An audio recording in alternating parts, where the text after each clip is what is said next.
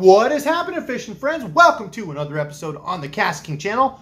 Today we need to talk about some pro rods. The old spinnerbait rod. Yes, spinnerbaits have been around for quite some time, but I tell you what, they still catch a bunch of fish. And this rod is perfect for spinnerbaits. It's only 7 foot long and weighs 3.65 ounces. That happens to be the lightest rod in the lineup. It's a medium power, fast action rod, rated for lines 10 to 20 pounds, and for lures 1/4 to 3/4 ounces. It's got 10+1 guides all the way down, but I'm sure you're asking, will a medium power rod be enough for a spinnerbait? That answer is definitely yes. The most common size spinnerbaits anglers throw are the 3 8.5 ounce. Majority of the spinnerbaits they pick up at the store are probably going to be that. Unless you're going to a real heavy spinnerbait, fishing ledges, or slow rolling a spinnerbait.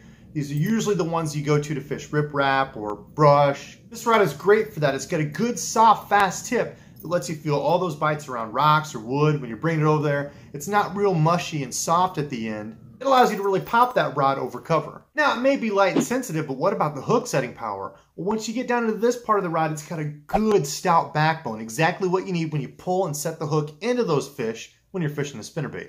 Additionally, the 7 foot length is great for making short, accurate casts, whether you're around docks or trees. You don't want a real big, long rod for that. 7 foot is a good, happy medium when you're fishing the spinnerbait. This is a great all-purpose rod. It really works well for any of the moving baits. I also like to use it for weightless stick baits, larger shaky heads. If you wanted to, I tend to fish my lipless crankbaits on a little bit faster action rod. I actually used this the past year for lipless crankbaits and it did great. Now, when it comes to the reel on this setup, I would go with none other than the new Spartacus reel. This is a 6.3 to 1 retrieve. Anything really in the 6-ish, 6.3, 6.4, 6.5 is a speed I like to go with my moving baits. I have a pretty fast cadence normally. Now, if you have just a little slower cadence or you plan on running a lot of moving baits and burning them quicker, you could always jump up to a 7.0 to 1 retrieve reel, something like the Stealth, just so it's a little bit easier on you and you're not cranking as much. Now, when it comes to line for my moving baits, spinnerbaits, chatterbaits, you can even use this rod for paddle tail swim baits. Anything like that, I don't go below a 15-pound nylon line. So a 15 to 20-pound copolymer or straight fluorocoat line